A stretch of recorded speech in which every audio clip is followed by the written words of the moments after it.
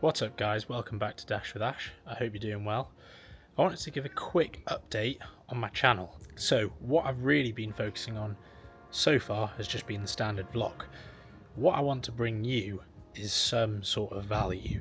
Now I know that sounds hard to believe, Dash with Ash bringing value, but what I know I can do is give you some tips on how to cut your own hair and how to cut other people's hair at home. So what I've noticed in the past few months is that all content on YouTube focused on haircutting is purely focused at barber to barber content. What I want to bring to you and what I want to change the game doing is teaching the customer how to cut other people's hair and how to cut their own hair.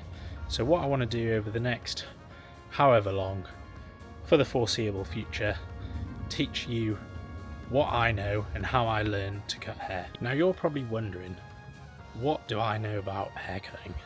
And the answer is not a lot. I'm not a barber, never done any professional training, I've never sat with a barber, had their tutorials, not paid for any online courses, anything like that. All I have done is watch YouTube videos, which I know myself are very complicated to follow, very difficult to understand. There's a lot of different terminology, and what I want to bring to you is back to basics of haircutting. So I'm going to transfer all the knowledge that I have of haircutting, how I learned, but making it a lot easier for you guys.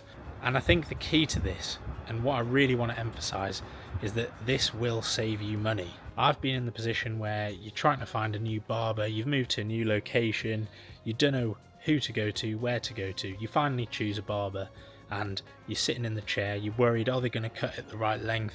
Is the fade going to be too high? Are they going to do something that I haven't asked for?